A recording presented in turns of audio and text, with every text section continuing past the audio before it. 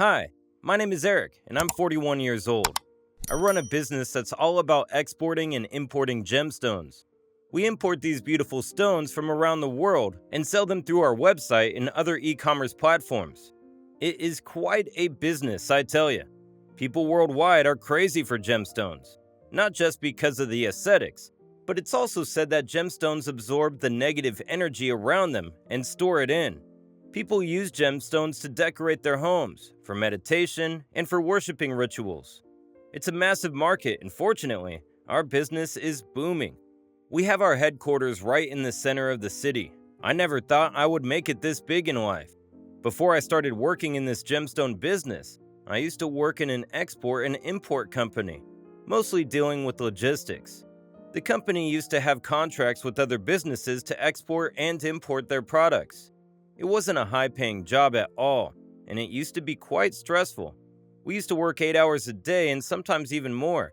And to top it off, my ex-boss, Larry, was always dancing on our heads, yelling at us, and telling us to do more work. He was wicked and ill-tempered. Nobody liked him. He was always in a bad mood. I still remember one time, he ridiculed me in front of everyone and almost fired me. I was in charge of sorting the merchandise and storing it in the right units. There was a minor misunderstanding and some products were missing. Larry got mad at all the staff, especially me. "Eric, and everybody gather around." "What's up, Larry?" "I'll tell you guys what's up. Are all of you out of your mind? What's wrong with you?" "What happened, Larry? Will you tell us?" "How many products were supposed to be delivered to the southern warehouse?" "Let me check. Just give me a moment. It's written here, 200 products." "It was 204! 204! Where's the rest of the 4 products?" "They never made it to the warehouse." "But it's written in our file that there were only 200 products that we've received." "The client says his company sent us 204 products." "Are they sure?" "Yes, I checked their export register myself." "Where are the other 4 products? I need an explanation now." "Larry, calm down. This doesn't necessarily mean that it's our fault. This could be a mistake at any level.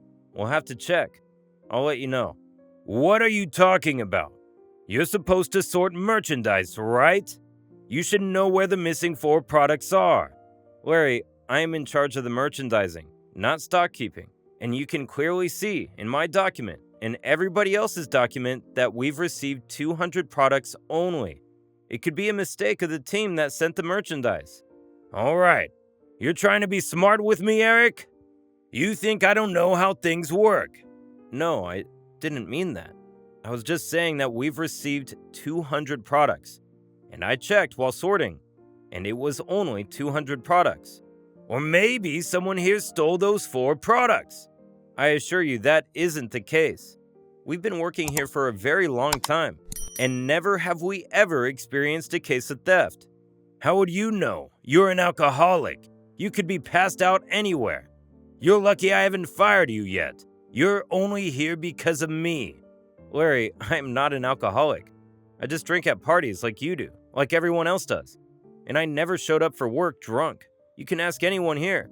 "How dare you compare yourself to me? I am the head of this center. You're just a lowly employee who doesn't know how to do his job." "We're all employees here, Larry. You're not the owner of this business. You're also working here on a paycheck." "You know what, Eric? You're done. You're fired. You can run your big mouth somewhere else." "What? You can't do this. I haven't done anything wrong." "You've lost 4 of our clients' products. What more reason do you need?" "I am not the one at fault here. We received 200 products, and we sorted them and sent them like we always do." "Just shut up and get out of here." "But Larry, I couldn't afford to get fired at that time. I didn't have a college degree. I didn't have any technical skills. And all I had ever done was work in these export-import centers." I tried to make Larry understand, but he left without listening to a single word. I didn't know what to do. I went to the changing room, waiting for a termination letter to show up in my email, but nothing came. At the end of the shift, I asked my coworkers if they found out anything about the missing product. Turns out, this was a mistake from the client's end. They never sent 204 products. They only sent 200. Larry got a phone call about this from the client. His assistant overheard him talking on the phone and told us about this. I was so glad that the clients realized their mistake and told Larry about it. The next day, I came to work. I walked past Larry. He looked me in the eye and didn't say anything. It was clear that I wasn't fired, but all of us were expecting an apology from Larry, which never came. Eric was just so full of himself that he never apologized for anything. This time, it was different. He had yelled at the entire staff and also accused us of stealing things, but nothing. No apology, no heartfelt email, nothing came from his side. It was infuriating, but we couldn't do anything. He was our boss after all. I worked there for 4 years and never did I ever see Larry in a good mood. He was always yelling at the staff and never once talked to anyone nicely. And this wasn't a big corporate company where the HR actually takes care of these things. We didn't even have an HR. The closest thing to HR we had was Larry's assistant, as she used to take care of all the paychecks. 2 years ago, I found out that my wife, Helen, had been cheating on me with Larry. One day, Helen was in the shower, and I was sitting at the dining table reading the newspaper. Our son, Brandon, went to my brother's house to play with his cousins. I heard Helen's phone ring. I went to get her phone, and I saw a text from someone named Elle telling her to let him know when I was not around. I got suspicious. I tried to open her phone, but it was locked. Helen came out of the shower, and I went up to her to talk about this. Who's Elle? What? Elle? Yeah, Elle. Who is it? Where's my phone? I have it right here. I saw your phone ring. I went to get your phone and I saw this text. Why is he telling you to talk to him when I am not around? He's just a friend from work. Are you kidding me? I'm not a fool, Helen. I swear it's not what it looks like. Unlock your phone and give it to me. What? I said open your phone and give it to me. Or better, tell me your PIN and I'll look into it myself. You don't trust me? It's not about trust. I just want to know who this L is and what he wants from my wife. It's nothing, I swear. Then there's no problem. Let me know your PIN and I'll talk to this L guy. This is too much, Eric. You don't trust me? Do you think I'm cheating on you? Well, I don't really have a choice, do I? You've got a contact number saved as L, and he's telling you to let him know when I'm not around. It's... First of all, I don't think L could be someone's real name. And if you're such good friends with someone who you can call L, then I think I should know about it, don't you think? Yes. It's just a friend from the office. Then why does he want to talk to you when I am not around? Just give me your PIN, will you? It's 8978. I opened her phone and found out that she was cheating on me with this L guy. I read the text above, and they used to secretly meet each other. I opened her picture gallery, and I was shocked to see her pictures with Larry. Larry! My boss, Larry! I checked my phone for Larry's number, and it was the same as L. Everything was pretty evident. My wife was having an affair with my boss. My heart sank when I found out about it. I gave Helen her phone back, and I went out of the house. Helen tried to stop me, but I didn't stop. I went to the park near our house and sat on the bench thinking, how could it happen? And how did I never find out about it? When did all of this start? I didn't even have the slightest idea of all of this happening behind my back. I sat there for 2 or 3 hours, thinking about everything. Then I went back home to get some answers. I went inside the house and Helen was sitting on the couch, watching TV like nothing happened. She looked at me and turned the TV off. I sat beside her to talk to her. When did all of this start? It started 2 years ago when I met Larry at your coworker's dinner party for the first time. It's been going on for 2 years? We met for the first time that day and exchanged numbers. We started texting each other and we used to meet sometime. I don't know how or when it happened, but we grew close. I was working 8 hours a day to provide for you and you were out there going on dates with my boss? The boss who has never once been nice to me. When I met him for the first time at that party, you were drinking with your friends. You were a little tipsy and I was alone. Larry came up to me and we started talking. Then we exchanged numbers. But I thought you were with your friends. I thought you were friends with some of my coworkers' wives who came to the party. And you could have always come to me if you felt alone, couldn't you? You were just so busy with your friends. And you never have time for me anyway. What are you talking about? I work because our family needs some money. We need money to pay our son's tuition fees. I can't spend time with you because I have to go to work. Larry makes us work for extra hours. He's the reason I can't spend more time with you. And you're cheating on me with him? You're always out. You come home late. We don't go out anymore. It just isn't what it used to be. Because it's not supposed to be. We're not teenagers dating anymore. We have a son. We need to take care of him. I need to work to get paid. You made me do it. What? What are you even talking about? It's all your fault. If you weren't broke, we could have had a better life. Both me and Brandon. I'm trying my best to give you and Brandon the best life I can. I know things have been pretty rough, but that doesn't mean you start having an affair with my boss. I mean, how does this even make sense? We have a son, for God's sake. Don't yell at me. Marrying you was a mistake. I should have married someone who at least went to college. I would have had a decent life. I wouldn't have to worry about expenses, and Brandon would have had a better life. You're broke and you're an alcoholic. What? Oh, I get it. That's where Larry's alcoholic remark came from. Well, all right then. Maybe we shouldn't be together anymore. Fine by me. We had more ugly fights in the following days. I used to try and not yell and fight in front of Brandon, but Helen used to go all out. She didn't care if Brandon was there or not. She used to scream at me and blame me for not being able to give her a good life. Eventually, the fights became so ugly that we decided to call it quits. We started the divorce procedure and soon we were divorced. I fought for Brandon's custody, but since I didn't have a strong financial position, and I had to go to work every day for 8 hours, the court decided that I wouldn't be able to take care of Brandon. Meanwhile, Helen moved to her parents' home and her father helped her financially. Helen won Brandon's custody. Brandon went away with his mom, and I was allowed to meet him only once a week. She married Larry after a few months, and both Helen and Brandon moved into Larry's home. After Helen and Larry married, Larry fired me from the job for no apparent reason. I had lost my job, my wife, and my son. I was broken. I didn't know what to do. I was depressed. I was alone, and I was hurt. Every time I used to go visit Brandon, I had to go to Larry's home. I hated seeing my son being raised by my ex-wife and my ex-boss, but I couldn't help it. I didn't have a job, and even if I wanted to take care of Brandon, I wouldn't be able to. I tried applying for other jobs, but I didn't make it. I didn't have a college degree, so there weren't a lot of openings for someone like me. I was just lost. I had no idea what I was going to do. One day I got a text from my brother telling me that there was a friend of his that could help me. He told me that he was in the business of selling gemstones, and he wanted to expand his business. He wanted someone who knew how the export-import business works. And since I had been working in the field for so long, I could help him. My eyes lit up.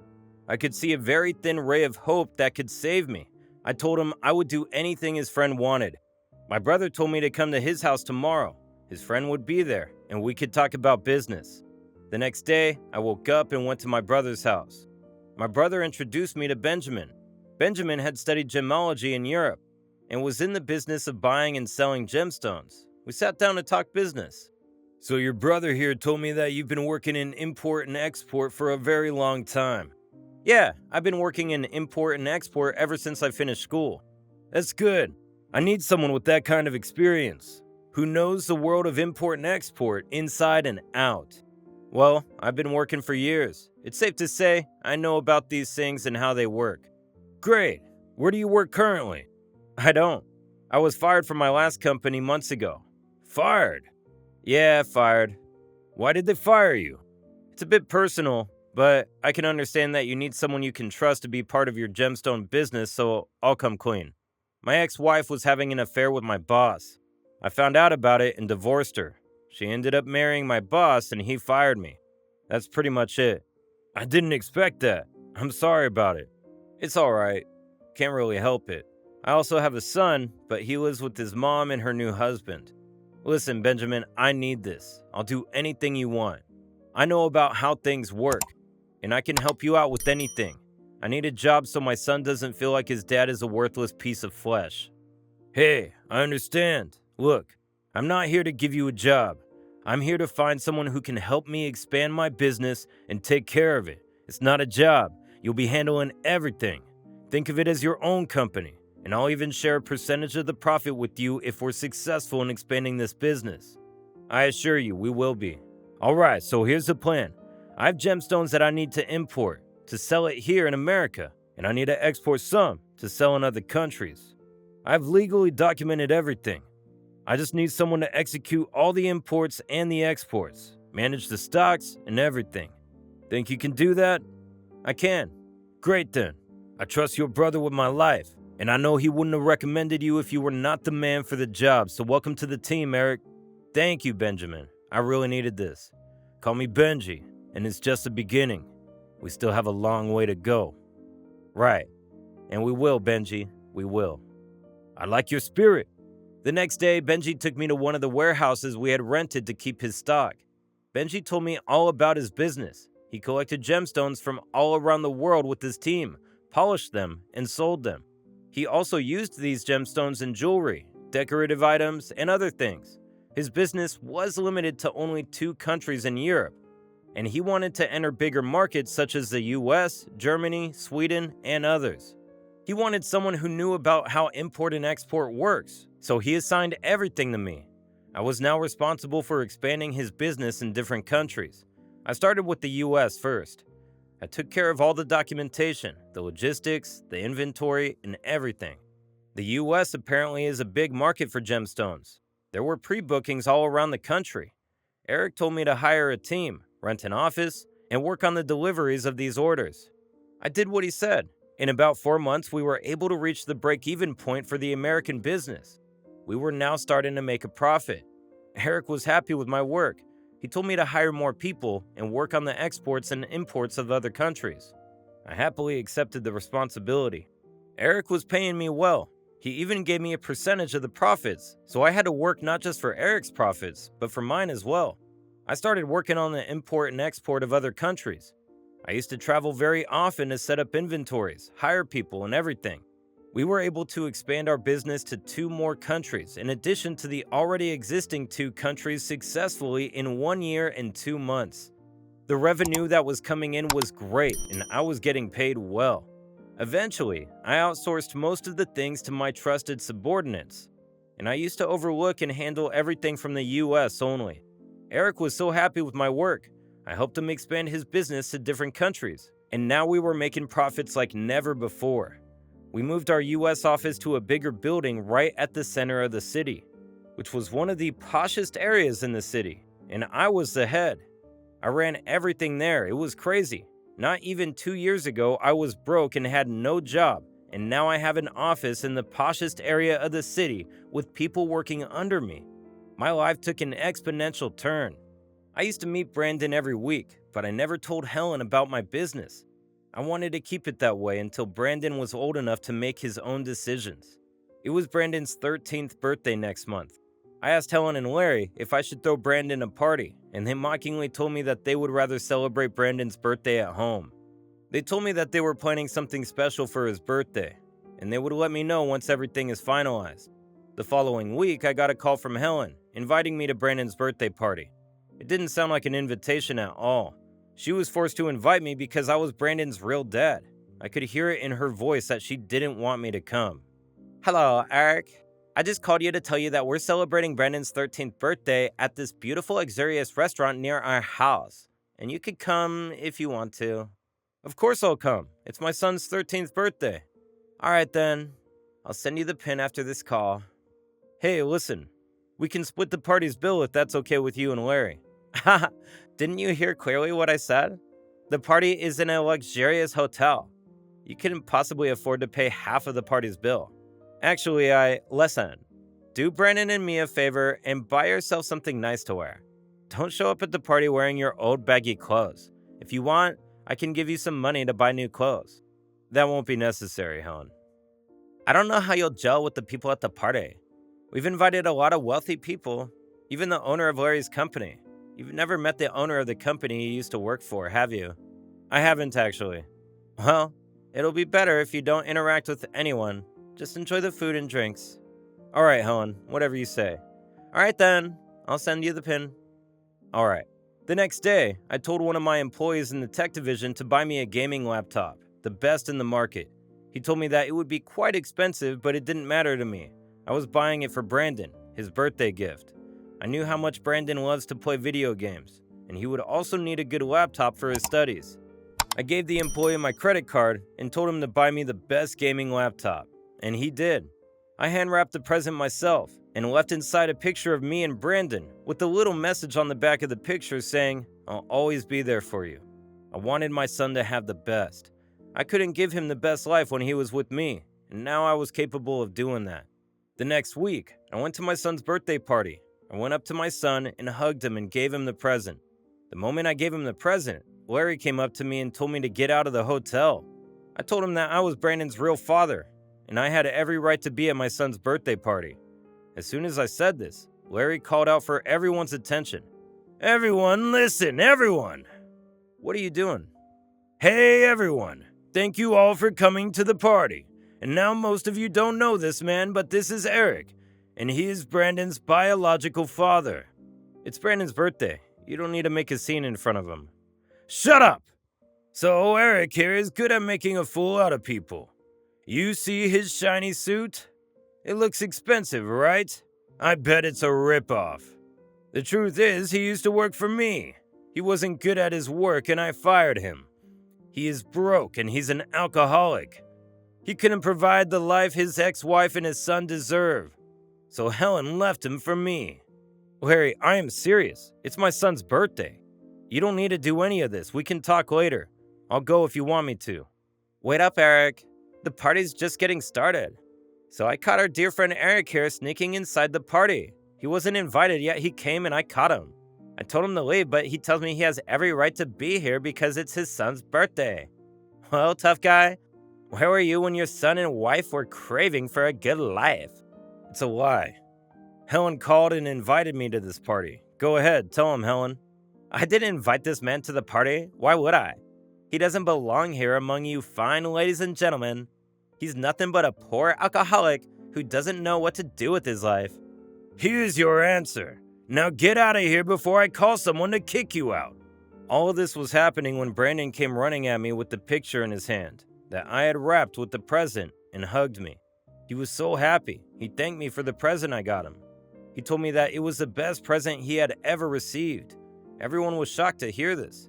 He pointed at the present, and all the heads in the party turned around to look at it. Some people instantly knew what it was and gasped, while some people like Larry and Helen didn't have any idea what it was. Helen Googled it and saw its price. Her jaw dropped. The laptop alone cost more than the party itself. She showed it to Larry, and he was equally shocked to see it. He told me that I got Brandon a ripoff, but one of the guys in the party confirmed that it was the real deal. Everyone was confused. It was a lot to comprehend for everyone. Everyone had the same thought running through their mind. How could a broke alcoholic buy this kind of present? Larry asked me how I managed to buy this. I told him about the business, the headquarters, and how I was the head and called the shots. I also told them about Benjamin and everything in a nutshell. An old man emerged from the crowd to meet me after I told them about Benjamin. It was Patrick, owner of the company Larry and I used to work in. Hello, Eric. I'm Patrick. I am the owner of the company Larry works in. It's good to meet you. You know, I know Benjamin. We play golf together. He told me about how his business scaled, and I was truly impressed. He told me he had a guy named Eric that made all of it happen. I suppose you're that Eric, right? Yes, as a matter of fact, I am. It's great to meet you, young man. You've done the impossible, son. I am impressed. I wish I had someone like you in my company. Well, I used to work in your company 2 years ago. So, Larry was telling the truth. You used to work under him and he fired you. Yes, that's true.